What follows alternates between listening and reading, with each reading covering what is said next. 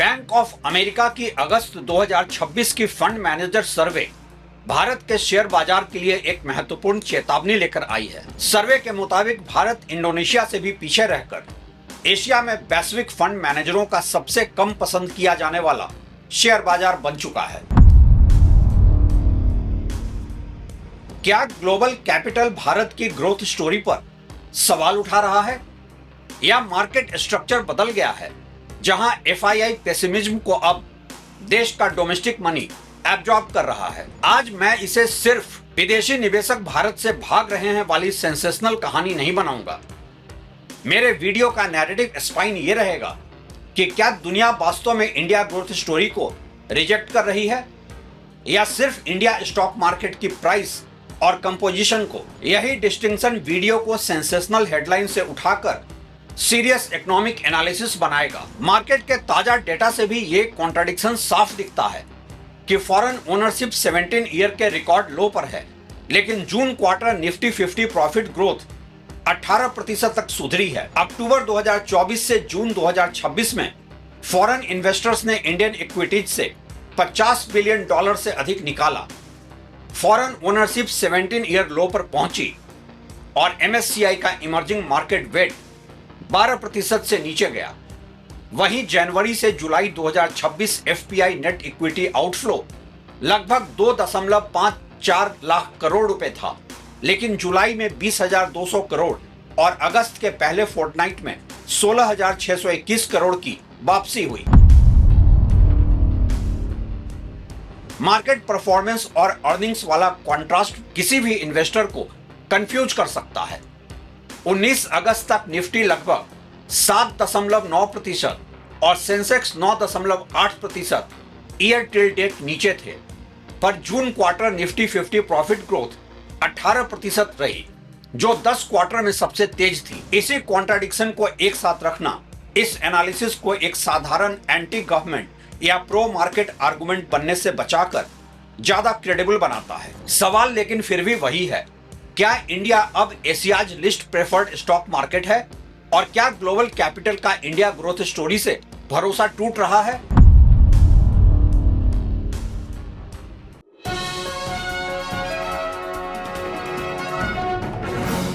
नमस्कार, आप देख रहे हैं track to reality with Ravi Sinha. कल्पना कीजिए दो इन्वेस्टर्स की। एक मुंबई, पुणे, लखनऊ या बेंगलुरु में रहने वाला मिडिल क्लास सैलरीड इन्वेस्टर है। हर महीने सैलरी आते ही 10,000 या 20,000 का एसआईपी उसके अकाउंट से ऑटोमेटिकली कट जाता है। मार्केट ऊपर जाए तो एसआईपी, मार्केट नीचे जाए तो भी एसआईपी। अमेरिका में रिसेशन का डर हो और एसआईपी, मिडिल ईस्ट क्राइसिस हो फिर भी एसआईपी, और उसे विश्वास है कि इंडिया बढ़ेगा तो मेरा पैसा भी बढ़ेगा। अब दूसरा इन्वेस्टर सिंगापुर, हांगकांग, लंदन या न्यूयॉर्क में बैठा एक ग्लोबल फंड मैनेजर है। उसके सामने सिर्फ इंडिया नहीं है, उसके कंप्यूटर स्क्रीन पर ताइवान है, साउथ कोरिया है, जापान है, चाइना है, इंडोनेशिया है, यूएस है, यूरोप है। उसका सवाल पैट्रियोटिक नहीं है, उसका सवाल बहुत कोल्ड है। अगले 12 से 24 महीने में मुझे रिस्क के मुकाबले सबसे बेहतर रिटर्न कहां मिलेगा? और अगस्त 2026 में बैंक ऑफ अमेरिका के एशिया फंड मैनेजर सर्वे से जो जवाब सामने आया वो इंडिया के लिए अनकंफर्टेबल है। इंडिया अब एशिया का लिस्ट प्रेफर्ड स्टॉक मार्केट बन गया है। करीब 32% फंड मैनेजर्स इंडिया पर नेट अंडरवेट हैं। इंडोनेशिया, जो पहले सबसे नीचे था, वहां बेयरिश पोजीशनिंग लगभग 27% रह गई है। मतलब क्या हुआ इसका? इसका मतलब यह नहीं कि 32% इन्वेस्टर्स ने इंडिया का हर शेयर बेच दिया। इसका मतलब है कि ग्लोबल फंड मैनेजर्स अपने बेंचमार्क के मुकाबले इंडिया में जितना पैसा ऑर्डिनरीली होना चाहिए उससे कम पैसा रखना चाहते हैं। और यहीं से आज की कहानी शुरू होती है, क्योंकि सवाल स्टॉक मार्केट से कहीं बड़ा है। जिस इंडिया को कुछ ही समय पहले दुनिया की fastest growing major economy, China plus one winner, manufacturing alternative और ग्लोबल कैपिटल मैग्नेट बताया जा रहा था, उस इंडिया के लिस्टेड इक्विटी मार्केट को ग्लोबल इन्वेस्टर्स अचानक एशिया में सबसे कम पसंद क्यों कर रहे हैं? क्या इंडिया ग्रोथ स्टोरी कमजोर पड़ रही है या इंडियन शेयर्स इतने महंगे थे कि ग्लोबल इन्वेस्टर्स अब सिर्फ प्राइस डिसिप्लिन दिखा रहे हैं? क्या एआई रिवॉल्यूशन ने इंडिया के कॉर्पोरेट स्ट्रक्चर की एक बड़ी कमजोरी एक्सपोज कर दी है? और सबसे महत्वपूर्ण, अगर फॉरेन इन्वेस्टर्स बेचता रहे और इंडियन हाउसहोल्ड खरीदता रहे तो आखिर सही कौन है? सही कौन है कि कहानी को पूरा समझने के लिए आप लोग इस चैनल को सब्सक्राइब कर लें, वीडियो को ज्यादा से ज्यादा लाइक, हाइप और शेयर करें। पहले हेडलाइन को समझिए। लिस्ट प्रेफर्ड का मतलब क्या है? सबसे पहले पैनिक खत्म करते हैं। India is Asia's list preferred stock market. इसका अर्थ यह नहीं है कि इंडिया बैंकरप्ट हो गया, इंडियन इकॉनमी कोलैप्स होने वाली है, या इंडिया ने दुनिया को इन्वेस्टेबल मार्केट मानना बंद कर दिया। इन्वेस्टमेंट मार्केट्स हमेशा रिलेटिव चॉइसेस पर चलते हैं। अगर मेरे पास 100 हैं और मैं ताइवान में 25, कोरिया में 20, जापान में 20 और इंडिया में 10 रुपए लगा रहा हूं, तो हो सकता है मैं इंडिया को खराब इकॉनमी नहीं मानता, बस बाकी मार्केट्स मुझे इस समय ज्यादा अट्रैक्टिव लग रहे हैं। यही कॉन्सेप्ट है opportunity cost of capital. Global capital को नेशनल लॉयल्टी नहीं होती, वो वहां जाता है जहां उसे ये सब कॉम्बिनेशन मिलता है: growth, earnings, valuation, currency stability, liquidity, technology exposure और पॉलिसी प्रेडिक्टेबिलिटी का। बैंक ऑफ अमेरिका के अगस्त सर्वे में इंडिया पर नेट अंडरवेट पोजीशनिंग 32% तक पहुंची। सर्वे के बारे में वाइडली रिपोर्टेड फिगर्स बताते हैं कि 7 से 13 अगस्त के बीच लगभग 98 पैनलिस्ट ने हिस्सा लिया और वे कलेक्टिवली करीब $272 बिलियन असेट्स मैनेज करते थे। इसलिए ये कोई व्हाट्सएप का पॉल नहीं है, लेकिन ये कोई प्रोफेसी भी नहीं है। फंड मैनेजर्स गलत भी हो सकते हैं, वे हर्ड बिहेवियर के शिकार भी होते हैं। 2021 में जिन थीम्स पर दुनिया बुलिश थी, उनमें से कई बाद में कोलैप्स हुई, और जिन मार्केट्स को कभी अनफैशनेबल माना गया, वही कुछ वर्षों बाद बेस्ट परफॉर्मर निकले। इसलिए सर्वे को वर्डिक्ट नहीं, सिग्नल की तरह पढ़िए। और सिग्नल क्या कह रहा है?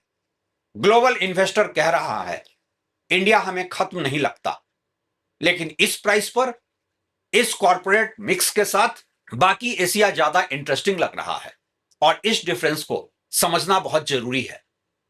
और क्या आप जानते भी हैं कि असली शॉक क्या है? इंडिया एआई बूम का स्टॉक मार्केट विनर नहीं है।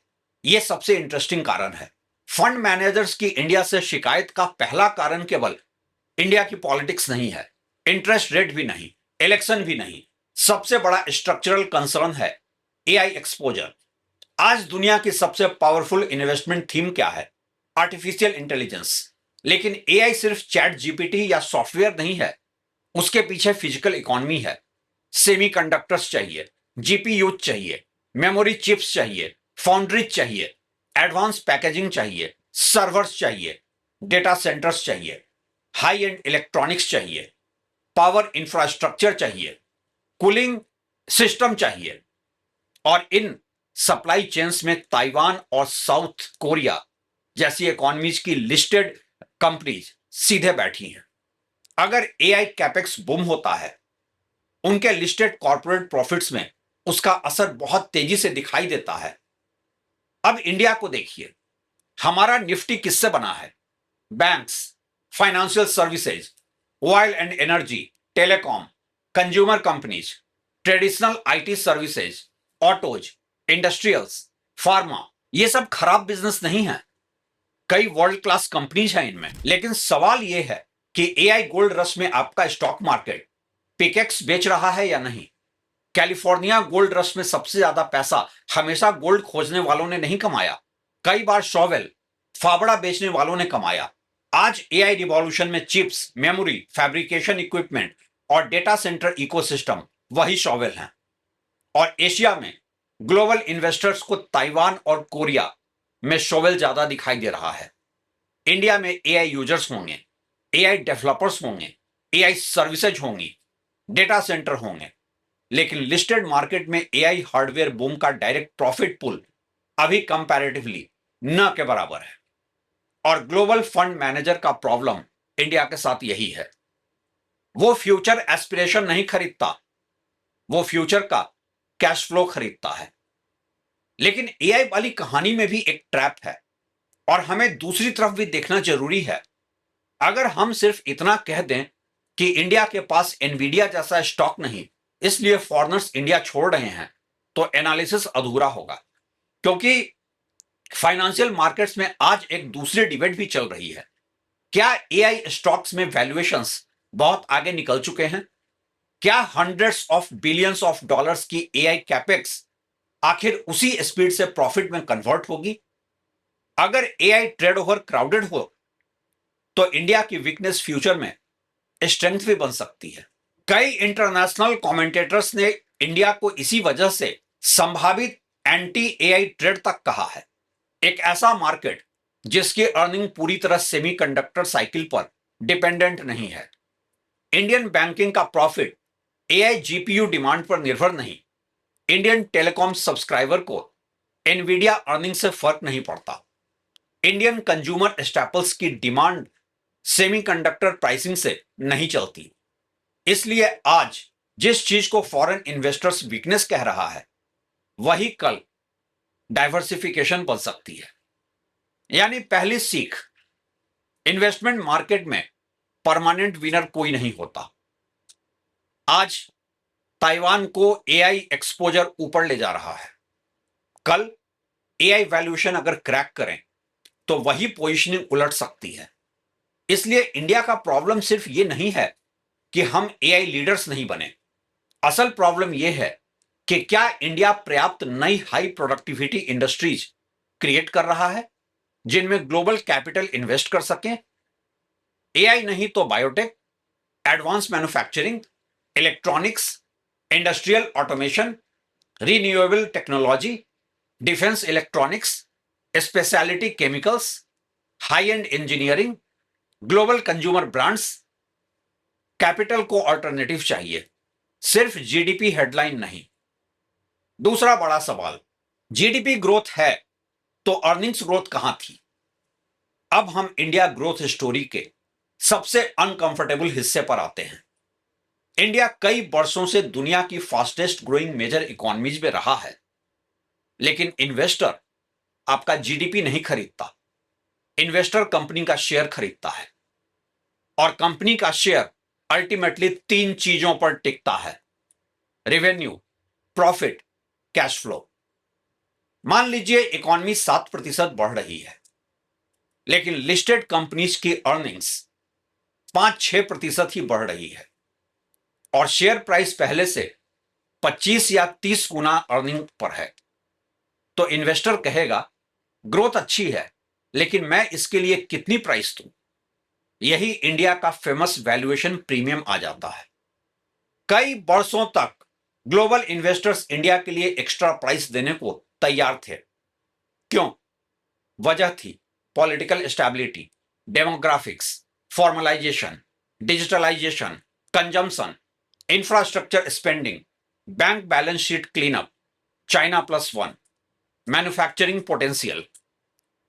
उन्होंने कहा आज एक्सपेंसिव है, लेकिन कल की अर्निंग्स इसे जस्टिफाई कर देगी। प्रॉब्लम तब शुरू होती है जब कल आता है और अर्निंग उस स्पीड से नहीं आती। तब वैल्यूएशन प्रीमियम सडनली इंश्योरेंस नहीं, रिस्क बन जाता है। इसलिए इंडिया की वास्तविक परीक्षा जीडीपी ग्रोथ नहीं है, वास्तविक परीक्षा है जीडीपी ग्रोथ का कॉर्पोरेट प्रॉफिटेबिलिटी में ट्रांसमिशन।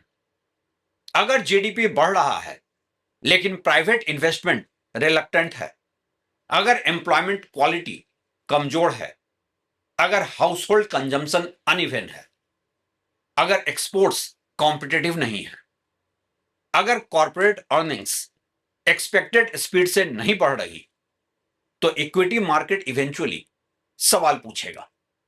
और स्टॉक मार्केट का सवाल बहुत ब्रूटल होता है, शो मी द मनी। क्या अब अर्निंग्स स्टोरी बदल रही है? यहां कहानी अचानक इंटरेस्टिंग हो जाती है। जून 2026 क्वार्टर में निफ्टी 50 कंपनीज का एवरेज प्रॉफिट ग्रोथ लगभग 18% रहा। यह करीब 10 क्वार्टर में सबसे तेज ग्रोथ थी। करीब 19 सेक्टर्स ने एक्सपेक्टेशंस बीट की, और अर्निंग्स अपग्रेड वर्सेस डाउनग्रेड का रेशियो भी बेहतर हुआ। तो एक पैराडॉक्स देखिए, फंड मैनेजर सर्वे बियरिश है, लेकिन लेटेस्ट कॉर्पोरेट अर्निंग्स इंप्रूविंग है। इसलिए मार्केट एनालिसिस कभी ब्लैक एंड व्हाइट नहीं होता। अगर अर्निंग्स इंप्रूवमेंट अगले 2-3 क्वार्टर तक ऐसे ही टिकती हैं तो फॉरेन इन्वेस्टर्स का कैलकुलेशन बदल भी सकता है, क्योंकि वैल्यूएशन को दो तरीके से सस्ता बनाया जा सकता है। पहला कि प्राइस गिर जाए, दूसरा अर्निंग बढ़ जाए। अगर स्टॉक 100 रुपए का है और अर्निंग 4 है तो पीई प्राइस टू अर्निंग 25 है। अगर प्राइस 100 ही रहे लेकिन अर्निंग 5 हो जाए तो पीई 20 हो जाएगा। मार्केट करेक्शन के बिना भी वैल्यूएशन इंप्रूव हो सकती है। यही आने वाले महीनों का असली सवाल है। क्या जून क्वार्टर अर्निंग्स इंडिया में एक टेम्पररी रिबाउंड थी या इंडिया नए अर्निंग्स साइकिल में प्रवेश कर रहा है? अगर दूसरा सच निकला तो आज का बैंक ऑफ अमेरिका अंडरवेट कल का बाई सिग्नल बन सकता है। अक्सर लोग सवाल यह भी पूछते हैं कि $50 बिलियन बाहर गया, फिर मार्केट क्रैश क्यों नहीं हुआ? इस कहानी का यह शायद सबसे महत्वपूर्ण स्ट्रक्चरल चेंज है। अक्टूबर 2024 से जून 2026 के बीच फॉरेन इन्वेस्टर्स इंडियन इक्विटीज से $50 बिलियन से अधिक निकाल चुके थे। फॉरेन ओनरशिप करीब 17 ईयर लो तक आ चुकी है और MSCI इमर्जिंग मार्केट इंडेक्स में इंडिया का वेट भी 12% से नीचे चला गया। 2026 में भी इंडियन मार्केट में भारी सेलिंग रही। मार्च में करीब 1,18,000 करोड़, अप्रैल में करीब 60,847 करोड़, मई में 32,963 करोड़, जून में 49,340 करोड़। लेकिन इसके बाद जुलाई में फॉरेन इन्वेस्टर्स करीब 20,200 करोड़ के नेट बायर बने। अगस्त के फर्स्ट फोर्टनाइट में भी लगभग 16,621 करोड़ की बाइंग रिपोर्टेड हुई। यानी स्टोरी एक तरफा नहीं है कि फॉरेनर्स इंडिया छोड़कर चले गए। सही स्टोरी है, फॉरेन पोजीशनिंग ड्रामेटिकली कम हुई, लेकिन फ्लोज अब वन वे नहीं है। और उससे भी बड़ा सवाल, इतनी मैसिव सेलिंग के बाद इंडियन स्टॉक मार्केट कोलैप्स क्यों नहीं हुआ? 10-15 साल पहले इतनी फॉरेन सेलिंग शायद दलाल स्ट्रीट में पैनिक कर देती, लेकिन आज एक नया प्लेयर है, Indian household, mutual fund, SIP, insurance money, domestic institutional investors, हर महीने सैलरी से ऑटोमेटिकली निकलता पैसा। पिछले लगभग 18 महीनों में करीब $48 बिलियन फॉरेन आउटफ्लो के बावजूद डोमेस्टिक फ्लोज को इंडियन इक्विटीज के रेजिलियंस का बड़ा कारण बताया जाता है। और जुलाई 2026 में SIP कंट्रीब्यूशंस लगभग 31,961 करोड़ रुपए तक पहुंच चुकी थी। ये इंडियन कैपिटल मार्केट की हिस्टोरिक ट्रांसफॉर्मेशन है। एक समय इंडियन मार्केट का सेंटीमेंट न्यूयॉर्क या लंदन तय करता था। आज गुड़गांव, सूरत, इंदौर, बेंगलोर और मुंबई में लाखों SIP मैंडेट्स भी मार्केट की डायरेक्शन तय करते हैं। ये फाइनेंशियल डेमोक्रेटाइजेशन है, लेकिन इसके साथ एक नया रिस्क भी पैदा हुआ है। डोमेस्टिक मनी हीरो है, लेकिन क्या हमेशा? हम अक्सर कहते हैं FII बेच रहा है तो क्या हुआ, DII खरीद रहा है। सुनने में रीअश्योरिंग है, लेकिन थोड़ा डीपर सोचिए। अगर फॉरेन इन्वेस्टर किसी स्टॉक को एक्सपेंसिव मानकर बेच रहा है और डोमेस्टिक म्यूचुअल फंड उसी स्टॉक को खरीद रहा है क्योंकि उसके पास लगातार SIP मनी आ रहा है, तो जरूरी नहीं कि डोमेस्टिक इन्वेस्टर गलत हो, लेकिन जरूरी यह भी नहीं कि डोमेस्टिक इन्वेस्टर सही हो। म्यूचुअल फंड मैनेजर के पास कैश कंटिन्यूअसली आ रहा है, उसे तो डिप्लॉय करना है। और जब हर महीने 30,000 करोड़ से ज्यादा SIP सिस्टम में आता है तो वैल्यूएशन पर एक स्ट्रक्चरल फ्लोर बन सकता है। यह अच्छी बात है क्योंकि मार्केट में वॉलेटिलिटी कम होती है, लेकिन इससे प्राइस डिस्कवरी थोड़ी कॉम्प्लिकेटेड भी हो सकती है। अगर हर डिप ऑटोमेटिकली खरीदा जाता रहे तो क्या एक्सपेंसिव स्टॉक्स उतनी तेजी से करेक्ट करेंगे जितनी उन्हें करनी चाहिए? दूसरा बड़ा मुद्दा, पहले ग्लोबल पोर्टफोलियो मैनेजर रिस्क ले रहा था, अब increasingly Indian household financial market का रिस्क ले रहा है। यह जरूरी नहीं कि खराब बात हो। Long term equity participation wealth creation का पावरफुल माध्यम है, लेकिन इसका अर्थ यह है कि market governance, disclosure quality, valuation discipline और इन्वेस्टर एजुकेशन पहले से ज्यादा जरूरी हो गए हैं। क्योंकि अब स्टॉक मार्केट क्रैश सिर्फ फॉरेन इंस्टीट्यूशन का नुकसान नहीं होगा, वो किसी स्कूल टीचर का रिटायरमेंट कॉर्पस भी होगा, यंग एम्प्लॉय का एसआईपी भी, मिडिल क्लास फैमिली का लॉन्ग टर्म सेविंग पूल भी। इसलिए डोमेस्टिकेशन ऑफ कैपिटल एक अचीवमेंट तो है, लेकिन इसके साथ डोमेस्टिकेशन ऑफ रिस्क भी आती है। 2026 में इंडिया इतना अंडर परफॉर्म क्यों कर रहा है? 19 अगस्त तक निफ्टी 50 का ईयर टू डेट करीब 7.9% नीचे था, सेंसेक्स करीब 9.8% नीचे। इसी दौरान ताइवान और साउथ कोरिया ने कंपैरेटिवली बेहतर प्रदर्शन किया। मार्केट सिर्फ इकोनॉमिक ग्रोथ को रिवार्ड नहीं करता, मार्केट सरप्राइज को रिवार्ड करता है। अगर इंडिया से पहले ही हाई ग्रोथ एक्सपेक्टेड थी तो 7% जीडीपी ग्रोथ नई इंफॉर्मेशन नहीं है, लेकिन अगर कोरिया या ताइवान की सेमीकंडक्टर अर्निंग अचानक एक्सप्लोड करती है तो वो एक पॉजिटिव सरप्राइज है। मार्केट्स एक्सपेक्टेशंस और रियलिटी के बीच डिफरेंस ट्रेड करते हैं। इंडिया के लिए प्रॉब्लम यही रही, हमने इतना मजबूत नैरेटिव दे दिया, इसलिए एक्सपेक्टेशन भी हमारे साथ बहुत ऊंची थी। जब एक्सपेक्टेशन बहुत ऊंची हो तो अच्छा परफॉर्मेंस भी इनसफिशिएंट लग सकता है।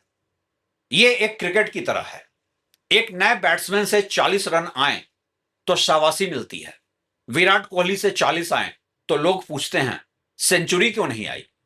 इंडिया ग्लोबल कैपिटल मार्केट का वही हाई एक्सपेक्टेशन प्लेयर बन चुका था। प्रीमियम वैल्यूएशन का दूसरा नाम है प्रीमियम एक्सपेक्टेशन, और प्रीमियम एक्सपेक्टेशन मिस होते ही करेक्शन ज्यादा पेनफुल होता है। क्या China plus one narrative oversold हुआ? अब पॉलिसी और पॉलिटिक्स की अनकंफर्टेबल टेरिटरी में चलते हैं। पिछले वर्षों में इंडिया को लेकर कुछ बड़े नैरेटिव्स बार बार दोहराए गए। China plus one, make in India, manufacturing hub, semiconductor destination, global supply chain alternative, digital super power. ये सभी कंप्लीटली फॉल्स नैरेटिव नहीं है, कुछ रियल प्रोग्रेस भी हुई है। इलेक्ट्रॉनिक्स असेंबली बढ़ी, इंफ्रास्ट्रक्चर इन्वेस्टमेंट बढ़ा, डिजिटल पब्लिक इंफ्रास्ट्रक्चर बना, रिन्यूएबल्स एक्सपैंड हुए, ग्लोबल कंपनीज इंडिया में कैपेसिटी लगा रही हैं। लेकिन फाइनेंशियल मार्केट नैरेटिव और इंडस्ट्रियल रियलिटी के बीच फर्क होता है। एक सेमीकंडक्टर फैब अनाउंसमेंट और ग्लोबली कॉम्पिटिटिव सेमीकंडक्टर इकोसिस्टम एक चीज नहीं है। मोबाइल फोन असेंबली और डीप कंपोनेंट मैन्युफैक्चरिंग एक चीज नहीं है। डेटा सेंटर बनना और जीपीयू आर्किटेक्चर बनाना एक चीज नहीं। एआई एडॉप्शन और एआई इंटेलेक्चुअल प्रॉपर्टी ओनरशिप एक चीज नहीं। अगर इंडिया केवल फाइनल असेंबली करता है लेकिन हाई वैल्यू कंपोनेंट कहीं और बनता है तो वैल्यू एडिशन का बड़ा हिस्सा दूसरे देश में कैप्चर होगा। ग्लोबल इन्वेस्टर इसी वैल्यू कैप्चर को देखता है। वो पूछता है आप मैन्युफैक्चरिंग कर रहे हैं लेकिन मार्जिन्स कहां है? टेक्नोलॉजी किसकी है? पैटेंट्स किसके हैं? सप्लाई चेन कंट्रोल किसका है? एक्सपोर्ट कॉम्पिटिटिवनेस कितनी है? और क्या वो कंपनी पब्लिकली लिस्टेड है ताकि मैं उसमें इन्वेस्ट कर सकूं? यही वो स्पॉट है जहां इंडिया को स्लोगन से सेकेंड जनरेशन इकोनॉमिक रिफॉर्म की तरफ जाना होगा।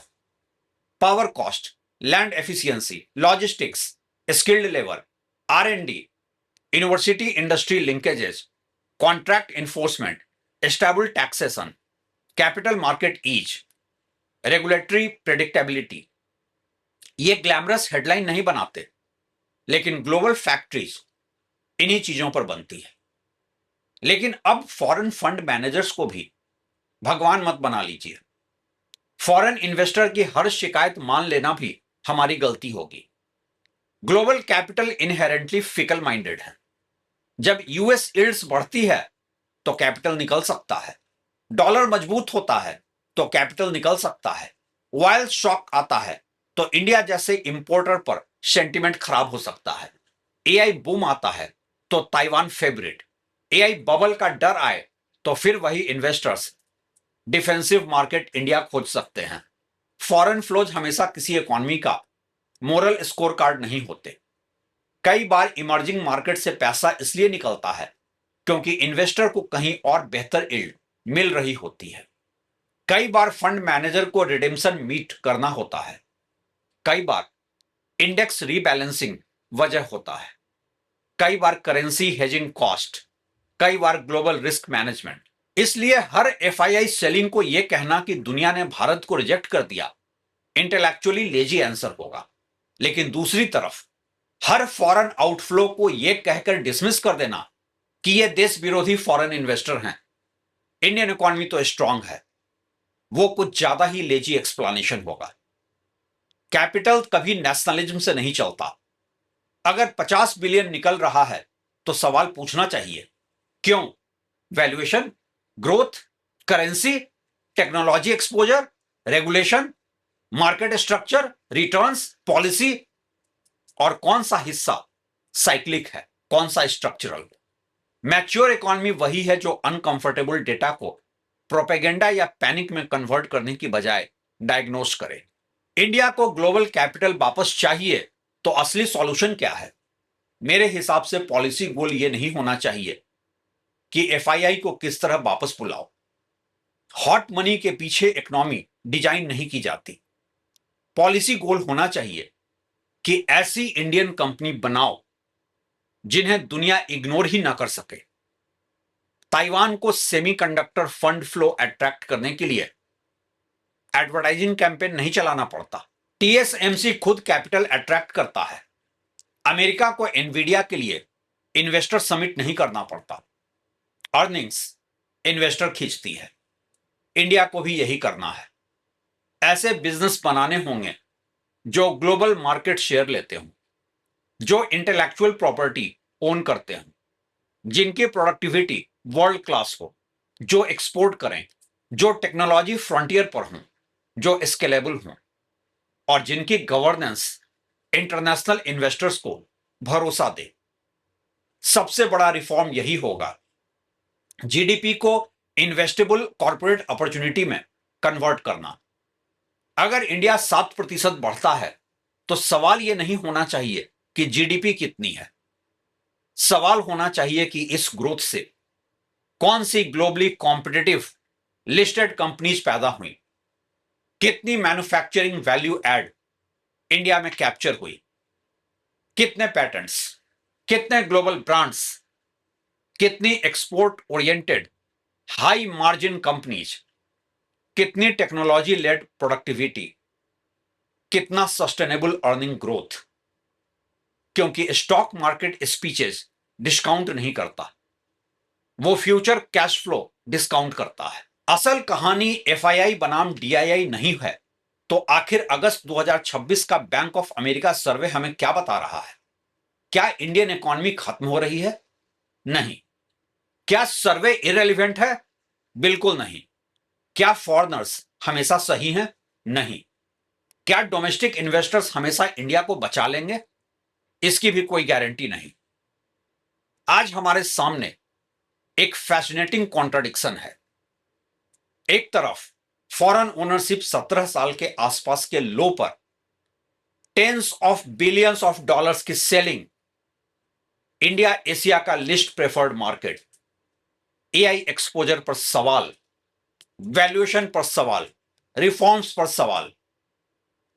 दूसरी तरफ कॉर्पोरेट अर्निंग्स में थोड़ी रिकवरी, निफ्टी कंपनीज में 18% प्रॉफिट ग्रोथ, जुलाई और अगस्त में फॉरेन बाइंग की वापसी, record level domestic participation, 30,000 crore plus monthly SIP का इकोसिस्टम, और एक स्टॉक मार्केट जिसे इतिहास की सबसे बड़ी फॉरेन सेलिंग में से भी एक तोड़ नहीं पाई है। इसलिए शायद असली मुकाबला फॉरेन इन्वेस्टर बनाम डोमेस्टिक इन्वेस्टर है ही नहीं। असली मुकाबला है नैरेटिव बनाम अर्निंग, जीडीपी बनाम कॉर्पोरेट प्रॉफिट, असेंबली बनाम टेक्नोलॉजी ओनरशिप, डोमेस्टिक लिक्विडिटी बनाम वैल्यूएशन डिसिप्लिन, और सबसे बड़ा इंडिया की एम्बिशन बनाम इंडिया की एक्सिक्यूशन। हो सकता है बैंक ऑफ अमेरिका का अगस्त 2026 सर्वे 6 महीने बाद ही गलत साबित हो सकता है अर्निंग्स बूम हो सकता है एआई ट्रेड रिवर्स हो और ग्लोबल मनी फिर इंडिया की तरफ दौड़े। लेकिन अगर ऐसा नहीं हुआ और फॉरेन ओनरशिप लगातार घटती रही, अगर इंडिया का इंडेक्स टेक्नोलॉजी रिवॉल्यूशन से डिस्कनेक्टेड रहा, अगर वैल्यूएशन प्रीमियम अर्निंग से जस्टिफाई नहीं हुआ, तो यह सर्वे भविष्य में एक अर्ली वार्निंग की तरह देखा जा सकता है। इसलिए मेरी आज की हेडलाइन यह नहीं है फॉरेनर्स ने इंडिया को रिजेक्ट कर दिया, और मेरी हेडलाइन यह भी नहीं है एफआईआई जाए भाड़ में, डीआईआई सब संभाल लेगा। सही हेडलाइन शायद यह है ग्लोबल कैपिटल ने इंडिया से एक सवाल पूछा है, ग्रोथ तो है लेकिन इन्वेस्टेबल ग्रोथ कहां है? और इस सवाल का जवाब किसी प्रेस कॉन्फ्रेंस से नहीं आएगा, किसी स्लोगन से नहीं आएगा, किसी रेटिंग एजेंसी के सर्टिफिकेट से भी नहीं। उसका जवाब अगले कुछ वर्षों में सिर्फ 3 जगह दिखाई देगा, फैक्ट्रीज में, कॉर्पोरेट बैलेंस शीट में और अर्निंग में। क्योंकि आखिर में मार्केट नेशनैलिटी नहीं खरीदता, मार्केट परफॉर्मेंस खरीदता है। आप क्या खरीदेंगे? सरकारी हेडलाइन, विदेशी सर्वे या आपका मुनाफा? ऐसे ही सवालों के जवाब के लिए जुड़े रहें हमारे साथ। शुक्रिया।